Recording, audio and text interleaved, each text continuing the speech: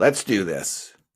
The Cult of Hockey podcast by the faithful and for the faithful. I'm David Staples of the Edmonton Journal, and I'm here today with Kurt Leavins. Welcome, Kurt. Hi, what an exciting game of pond hockey that was. I call it, well, I'm using the other old-fashioned term, a barn burner. You know, those are the two best ways to describe that chaotic mess of a game. That was one of the most entertaining, poorly played hockey games I've seen in a long time. It must have driven the coaches nuts.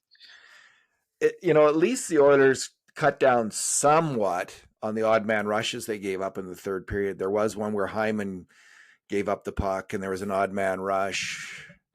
That's the only one that really comes to mind for the third period. But yeah, they did settle it down, but they could only improve. Yeah, they really did dominate actually in the third period right till the end. You know, there was a little spurt at the end for the Kings and one cross seam pass that was really dangerous. But all right, so the grade A shots in the game were 19 for the Kings, 17 for the Oilers. And the 5 alarm shots were 13 for the Oilers, 12 for the Kings. So this game pretty much even in shot quality. Normally the Oilers would create about 50 in the regular season. The Oilers would create about 15 grade A shots and give up 12. So this game was, that's 27. Is that 27 in total? 27 against. 27 goals against in the series. Yeah. No, well, if you're getting up 15 and 12, like for a game, that's 27, and this game had 36. Right. So high event, right? High event game. Wicked wild. Let's just get into it. Two good things, two numbers. Two good things, two bad things, and two numbers. I'm a little discombobulated, as I always am after I do the game grades. There's lots going on in my head. Kurt, we're going to go with two good things each. What's your good thing? What's your first good thing? I think the MVP of the series for the Edmonton Oilers was Calvin Pickard. They're down 2-0. And it's a great big, oh no, like this looks bad. And I'm positive that a majority of oil country was thinking this is as good as over. And so in goes Calvin Pickard. Calvin Pickard, he of the guy who has been in 3 Stanley Cup games in his career, which would be all right if you're a rookie, but he's a 33-year-old who started last year in the AHL. Starts game 3, 4, 5, 6, wins all 4. Oh, by the way, beats the Vezina nominee in the process. The Vezina nominee gives up, the Kings gave up 4.5 goals a game with one of the best goaltenders in the league. So it's difficult or near impossible to argue that Calvin Pickard didn't outplay a Vezina quality goaltender in this series. And for all of his $850,000 of salary, what a value that is, man. It's I know a few times last year I said, Calvin Pickard kind of saved the season by coming in and giving Stuart Skinner that chance to reset, and then did again in the Vancouver series.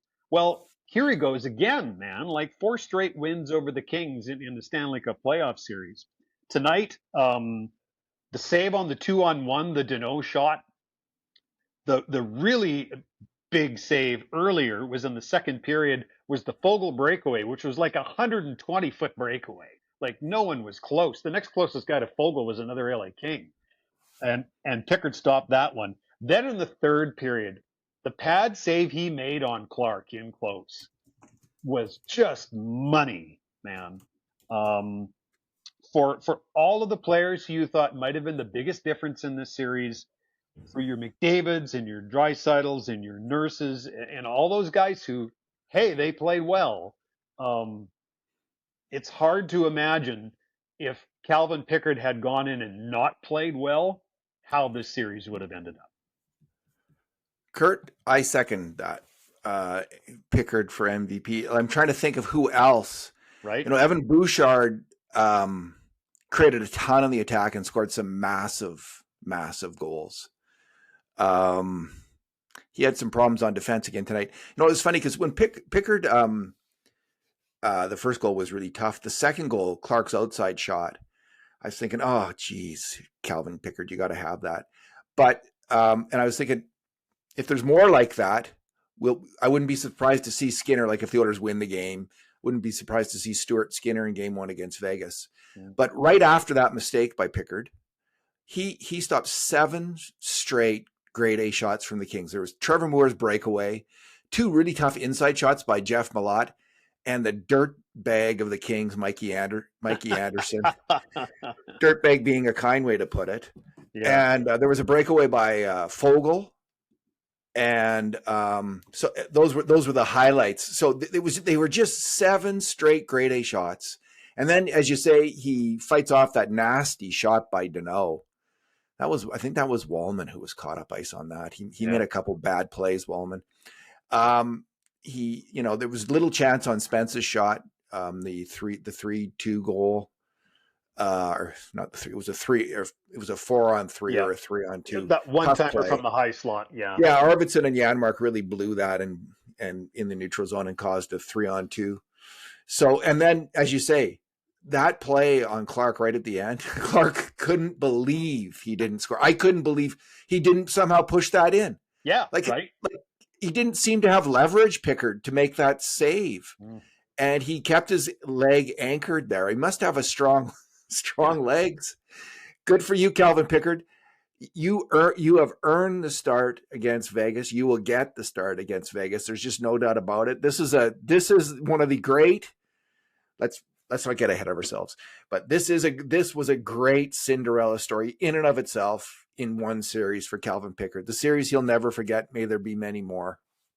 Yeah, I mean, who knows what the rest of these playoffs will hold for Calvin Pickard? But at this point in time, how is it not the highlight of his NHL career? Right. This is the best high level hockey he has ever played. Right. So. It kind of reminds me, it's not really like this, but Ranford against Winnipeg in 1990. But Ranford was the goalie the whole way through, wasn't he? And he got it together. He started out so weak, and then he came on strong. Of course, this was 2 good goalies, with one getting pulled and the other coming in. But we did have essentially a goalie, and I can't remember. Like, that's the series that I think of a goalie turning it around himself and winning a series by himself for the Oilers. Mm-hmm. The clearest example, maybe Rolofsson Dwayne Rolofsson in the 2006. There might have been some series like Rolly was just good throughout that. Like Fuhrer was great throughout so many series, but like a goalie kind of like that kind of come from behind goalie effort. This is right up there with Ranford's great Winnipeg Jets win in the first round in 1990. My first good thing, Connor Brown. Yeah, good call. He may have had that had to be his best game as an Oiler. He was terrific. 1 goal, 2 primary assists, 2-way force. He rushed in early in the first, set up Frederick for a grade A. Then he scooped and fired the rebound off of Henrique into the net. And that was a good elbows up moment for a Canadian boy. Adam Henrique put it in off his elbow. He wins a battle and broke in fast, shorthanded, but failed to score. He drove hard and fast and wide to set up Frederick on Edmonton's 5th goal. And did he ever burst in there? He just busted in and put that puck into the slot, just like he did on the shorthanded chance. And then he finally scored into the empty net. So I really, and he was great on the PK. What did he play on the PK? He was, the Oilers PK was pretty darn good, and he was a big part of that. So I just really liked his game, and good for Connor Brown. Yeah, you know what? 5-on-5 natural stat trick had him at 5-0 high danger scoring chances. So he was good on special teams and good at 5-on-5. I was thinking this as the game went on. One, I thought he was the Oilers' best skater tonight. So I'm thrilled that you picked him as one of your good things. I also think this is the Connor Brown the Oilers hoped they were signing when they first got him in free agency. Right? I think he only now is moving with the fluidity and alacrity that he was capable of pre-injury. Yeah. And man, he has picked a great time to play some of his best hockey. I agree. He was terrific tonight in both directions. And maybe one of the most consistent Oilers on the ice. There's a lot of guys that had trouble clearing the zone tonight. There was a lot of waving and chipping and not quite getting it over the blue line. Connor Brown was the one guy, it seemed, that pretty much every time he got the puck on his stick, it got out of the zone. Hell of a performance by him. Yeah, and he got the empty net goal after McDavid, with about 2 minutes left, had the puck breaking out with Draisaitl, and if McDavid had just held the puck and drove to the middle of the ice, they would have scored. But he passed off. It was such an uncustomary. He was trying to be unselfish. Uncustomary. He gave it to Draisaitl, and Draisaitl got squashed on the boards and didn't score. So good to see Connor Brown score on his goal. I think it was between periods. Kevin B actually made a really great comment on Connor Brown. He said, "This is the Connor Brown that he saw all the time in Ottawa, a confident, fast player." That's what we're seeing. Like when the Oilers brought in Connor Brown, there was talk he would break into the top 6. Yeah. And it seemed like a reasonable, based on what people, like I hadn't watched him closely in Ottawa, so I couldn't say. Yeah. This is a completely different player that we're seeing in the last, it started with about a month left in the season, where he just started coming on. And in the final weeks of the season, he was great. And he's been great throughout the playoffs. So that's huge. This lineup is actually full of guys, who are very accomplished NHL players. Just on the other side of the aging curve, like, you just Arvidsson, Klingberg, Corey Perry, Evander Kane, Henrique. You could even argue Hyman, maybe, but Hyman's still kind of at his peak. Brown, and these guys, when it comes to the playoffs, they can play. They can get her done. Yep. What's your second good thing, Kurt? My second good thing is Darnell Nurse. It may seem a little bit of an odd pick in a high event game like that. But you know what? The guy played 25 minutes. With Ekholm still out, they have to lean on him, and he has to respond, or they won't win. He is that critical to their success on the back game. 33 shifts, a goal, an assist, 2 points, 4 shots, 2 blocks, 5-on-5 high danger scoring chances, on for 8 for, 2 against. He is not the perfect player, and I think he'll probably be crucified for the rest of his time as an Edmonton Oiler for not being that. But imperfections and all, he was pretty good tonight. In fact, of all the Oilers D-man, he'd be the guy that I picked out that was their best two-way defenseman of the night. The 2 goals, the 2 scoring plays were really nice. I mean, it's great to see a Californian scored by the Oilers. It's a backbreaker for the other team to have that kind of goal in. I believe that. When you're out there and that kind of goal goes in, it just hurts. It hurts because it comes out of nowhere. And on this one, Nuge won the faceoff back to Nurse, who puts it in hard and low. That's his job as a defenseman. Get it by the forward, hard and low on net so it can be tipped. And Hyman made an absolutely brilliant tip shot. Yeah.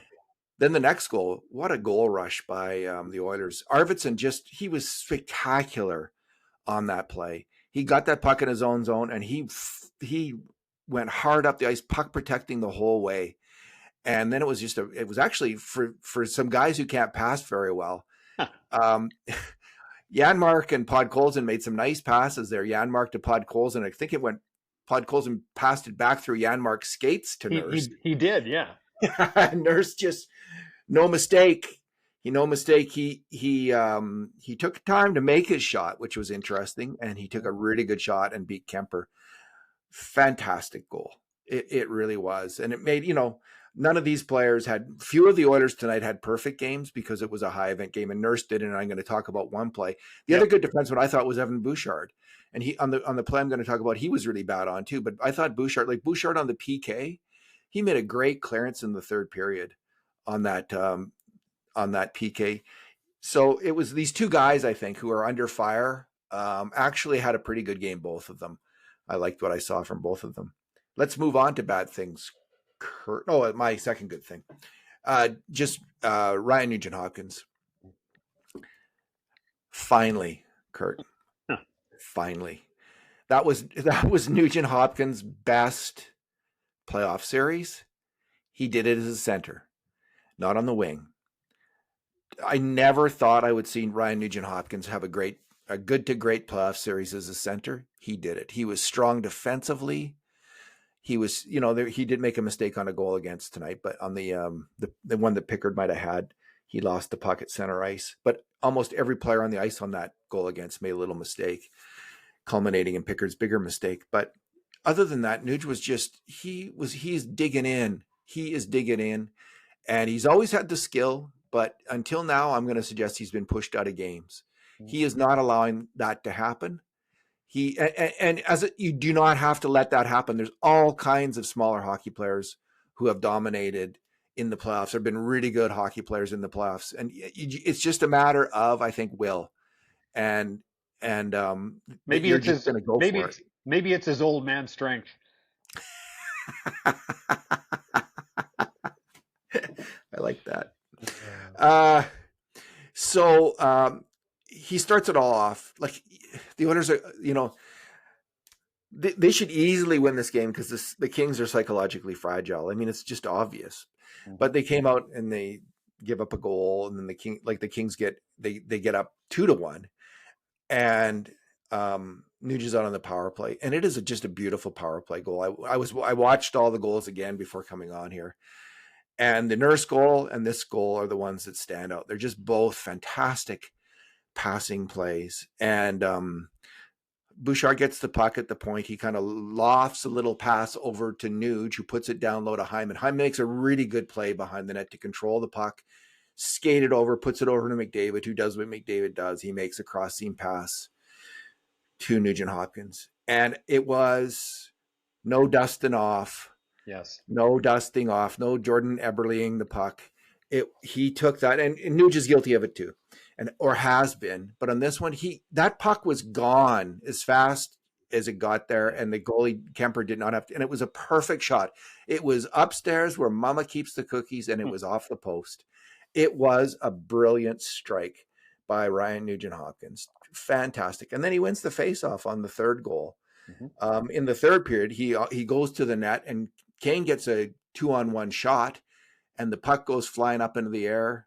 I think that's the play. Yeah. And he almost batted it in out of the air, and he almost put in the rebound. So he was all over that game. He was big on the PK. It is, again, like, I really like Darnell Nurse. I really like Ryan Nugent Hopkins. These guys, for them, they will shut everybody up. If they can have a great playoff. It's what they need to do. And Nugent Hopkins, in the process of doing that, Nurse has been up and down, but he can still, if he gets going on a hot streak and really gets his game together, maybe this will be the year for him too in the playoffs. But so far it is for Ryan Nugent Hopkins. What a relief. Well, with Darnell Nurse, he's so big and so strong and such an elite skater. That can carry him a long way. With Nugent Hopkins, it's a different package, right?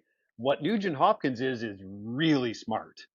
And when he's thinking out there and using his brain, he's very effective, which is partly what makes him such a good penalty killer, right? He's just a half a second ahead of the plate often on the PK, and that's what makes him a good killer. It's interesting your comment about him succeeding at center. And while I don't want to take anything away from Nugent Hopkins' series, because I agree with you, he was good. Look at the guys that are on his wing right now. Like, yes, yeah. He's got Zach Hyman and Evander Kane on his wing, and when you've got two guys like that, they're gonna carry a lot of the water for you, and chop a lot of the wood for you. To quote Dallas Aikens, wasn't that? That was Dallas Aikens. Yeah, that's an excellent point. And Kane did not particularly have a strong game tonight. No, I thought he was average, but I thought Hyman was very good again. Right? Hyman was very good, but being out there with Kane, like, just imagine lining up for face-off with Evander Kane on your wing. Yeah, right. He's got the Mark Messier, Chris Pronger effect. You're 2 inches taller, 30 pounds of muscle heavier, and with the guts of a, I don't know, whatever, Roberto Duran. Although Roberto Duran said no more, no more. So we'll have to think of someone else. Roberto Duran did have a lot of guts. He did. All right. We're moving on now to the bad things. Kurt, what is your bad thing? You know what? I could have picked any one of 24 plays from both teams tonight. There was a lot of sloppiness in that highly entertaining hockey game. I'm going to pick something that's maybe a little bit off the beaten path, and I'm going to talk about both goaltenders here for a second. So early in the game, Darcy Kuemper gets clocked, and it's by Victor Arvidsson. Arvidsson is penalized on the play. And while I have mixed feelings about the call, because I mean Arvidsson has the right to go to the net, right? But he does make contact high with Kuemper in the blue paint. So I get that it's a call on Arvidsson. But did the spotter not show up for work tonight? Like, how can you take a headshot like that, go down, stand up, and stagger on your way up and not get pulled for concussion protocol? Like, how does that not happen on that play? And then related, later in the game, Calvin Pickard just got bowled over like he was a quarterback in a football game. And like with no regard for safety whatsoever. No call there. And no spotter call there. So what did the spotters, they have a job in the regular season, but not in the playoffs? Like it's I just thought overall, while I did not think that the officiating was the deciding factor in the series, even though the Kings got way more power play than Edmonton did, I thought the officiating was really uneven in the series. And in some cases, I thought it was uneven for both sides. And in some cases, I thought players ended up in situations where they could have been injured because of the officiating. And so that's my bad. Yeah, so why is there a penalty on Arvidsson and why is there not one on Anderson? It's the playoffs. And I don't know. I don't want to get into conspiracy theories, but Arvidsson was just trying to score. He's going for the puck. I don't see that, the goalie sticks his head there. He didn't bowl over the goalie. The goalie moved into him. They were both moving for the puck. There was a collision. I don't think it's a penalty. Yeah. But Anderson, what was he doing? Now, I haven't watched it closely. Did he get pushed into the goalie? I don't know. No. So it's just like he totally. And again, if that had gone in the net, I wonder if the rebound shot that Klingberg stopped. If that had gone in, would there been I think there would have been a call by the Oilers, a coach's challenge, and I think they easily would have won it. Well, I don't know though, right? Because he's not in his crease. Well, he wasn't in his crease because Mikey Anderson blew him right out of his crease with his football tackle. I agree with the football tackle part, but if I remember right, I think Calvin was above his crease when contact was made. I'd have to look at it again. And again, I didn't look at it. There was so much going on, and I was there was a million things to make notes on in this game. I'm glad you were the guy doing grades this game. That's a lot of looking up and down and trying to write your story while the game's going on. That was a busy one. Yeah, it's hard to believe they got both those calls right. If they were consistent, there would have been penalties on both, and there should have been on right. Anderson. That's on both or neither, right? So yeah, on both. Maybe on not on Arvidsson, but on Anderson. Okay, Kurt, you made a good point. So many terrible plays. I mean, you get this many 5-alarm shots. I mean, what? How many 5-alarm shots were there? There was. Let me just go look. 25. So usually there's about 13, right? So this is double twice in a game. So this is double the number of the most dangerous chances in a game. It's like crazy numbers for the 5-alarm shots. But because this happened early in the game, in a big game, the others have to win, and because it's all veteran players making the mistakes on the first goal, and it's the Oilers. I'm going to focus on that one because it's a critical moment in the game. The stat that Jack had brought out where you usually lose almost always lose with if you don't get the first goal when these two teams play.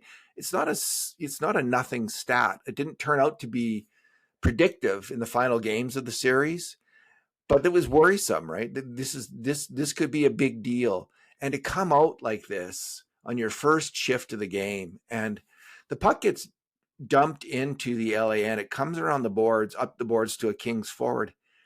And the first, probably the strangest moment of the sequence, maybe of the game, is Connor McDavid coming in there. And you would expect Connor McDavid to hit that guy with a hard check to dislodge the puck. And he just flew right by the King on the boards. Just flew, like, what? Did he not see? Did he not see where the puck went?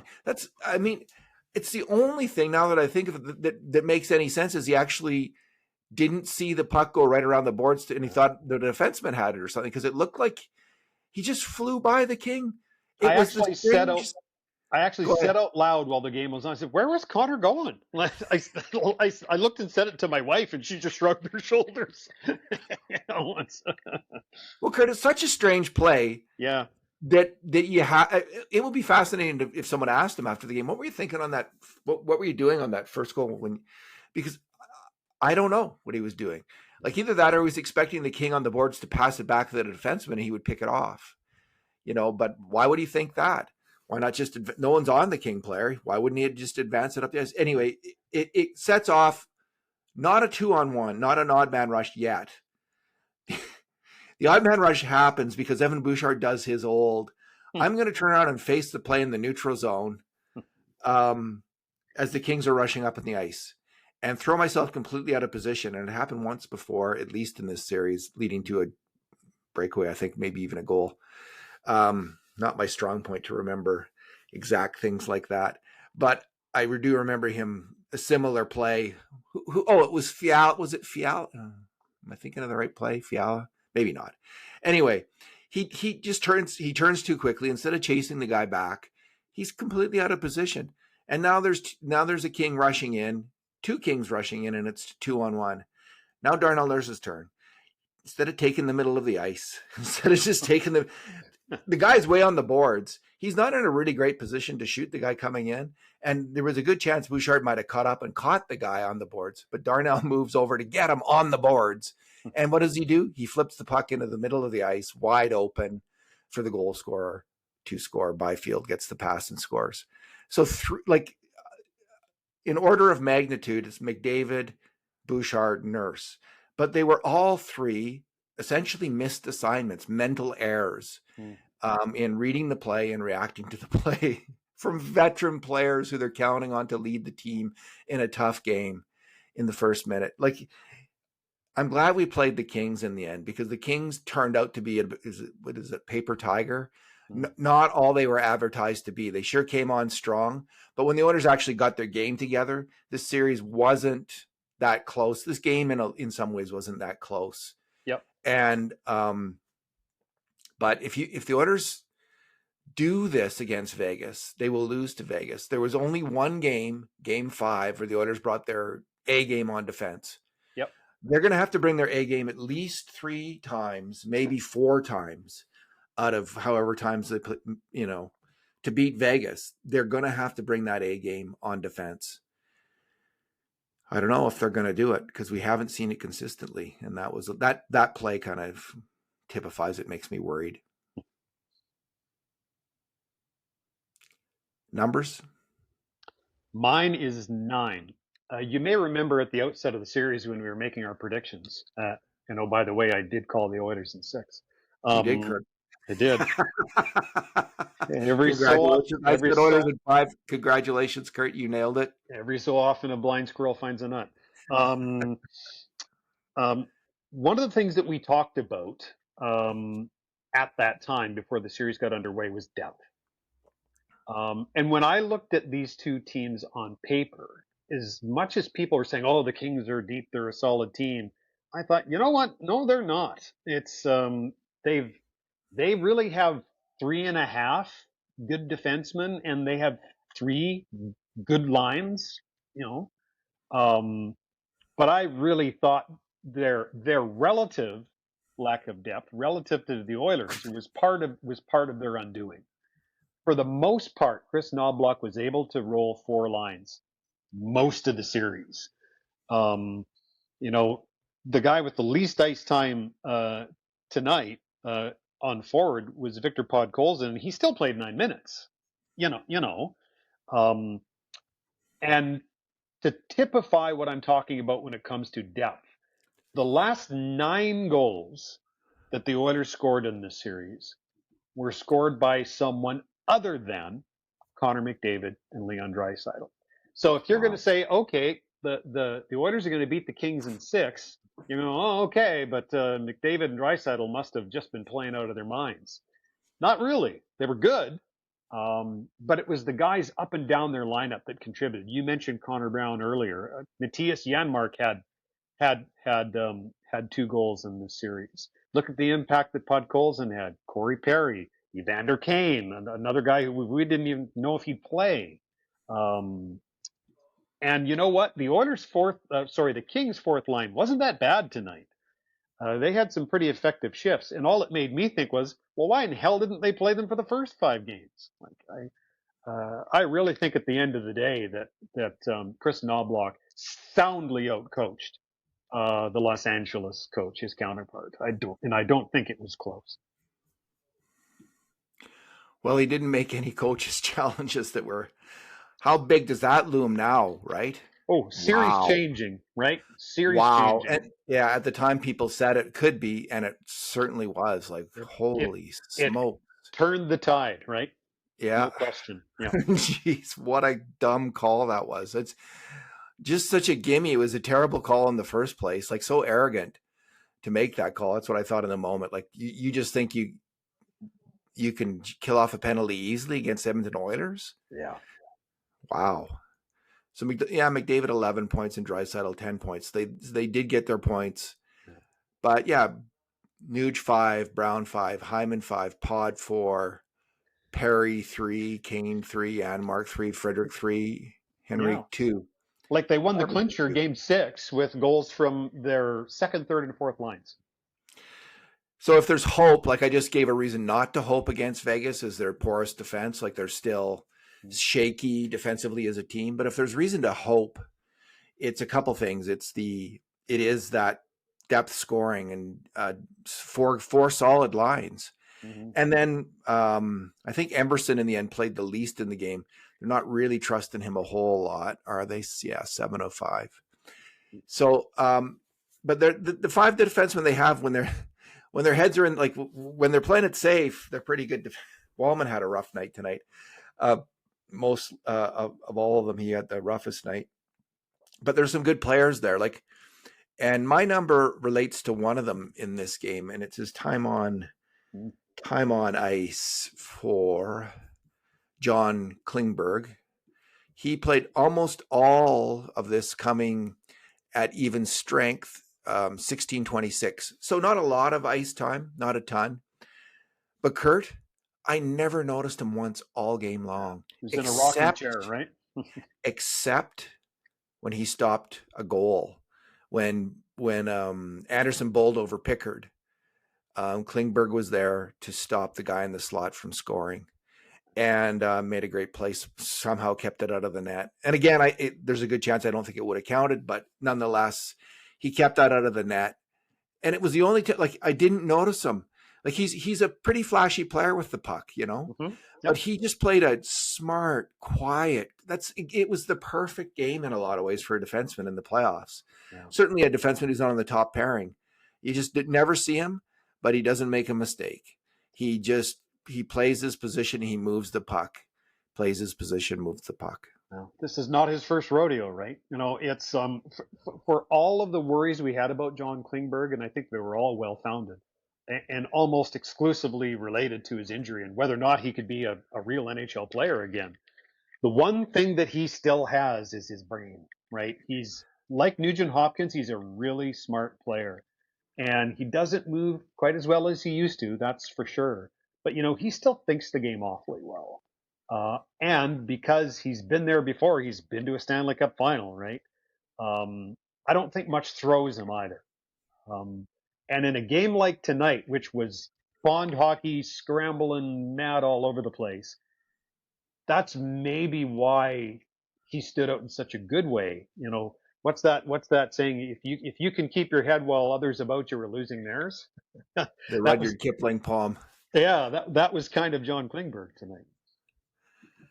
So Emerson only played, as I say, about 7 minutes, and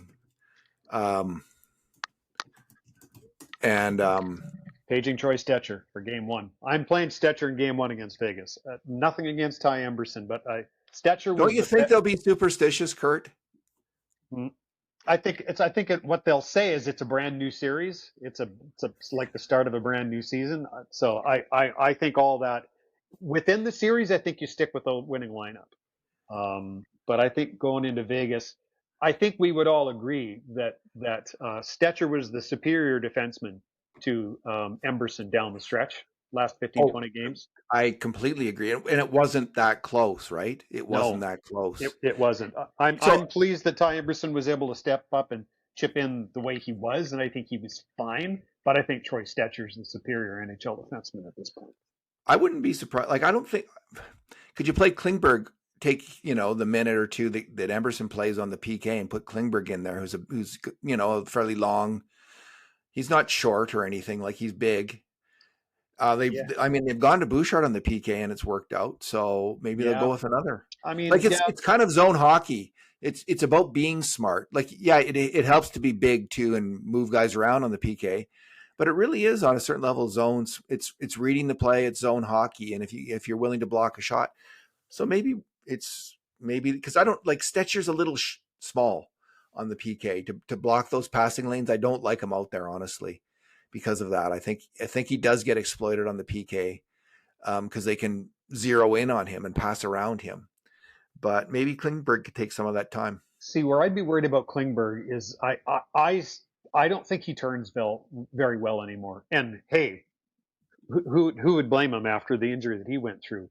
And I think if you don't have that ability to turn and pivot on the PK, I think you can accidentally open up lanes, passing lanes in the D zone, and that's why I'd be nervous about putting Klingberg out there on the PK. As much as I'm a fan of him as a veteran D man, whereas Stetcher has great edges, right? Really good turns. He can make quarter turns and fill passing lanes and shooting lanes. It would be a no-brainer, of course, if Matthias Ekholm was available. He's not.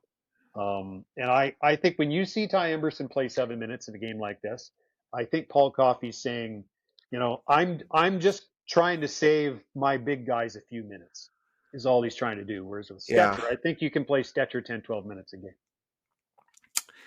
All right, Kurt. I've looked up Rudyard Kipling's poem If, and I'm going to give you the abridged version of it, okay? Awesome. The first two lines in the last four.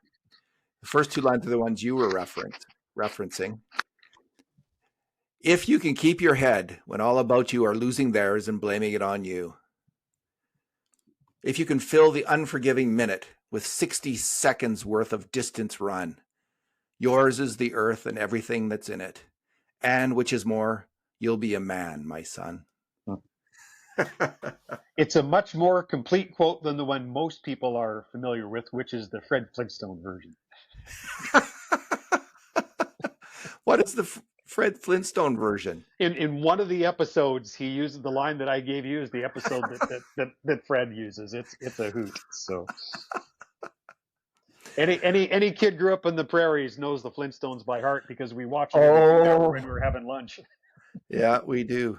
I wonder what the show is now. When my kids were young, it was SpongeBob SquarePants, and and when I was young, it was the Flintstones, which is probably they couldn't show the Flintstones anymore. It would just offend too many people. Yeah, probably not.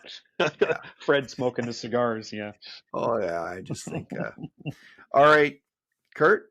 Never in doubt. Never in doubt, man. Here we go. That rematch with Vegas that I think every Oilers fan down deep wants. Right? Yeah. Indeed. Kurt, thanks for talking tonight. You're welcome. It was a treat. And in the meantime, and in between times, and until we meet again, Bruce McCurdy in the house of our fathers, having a cool one with the hockey gourds who are on the side of the Edmonton Oilers in this series. Thank you, Bruce. This has been another edition of the Cult of Hockey podcast.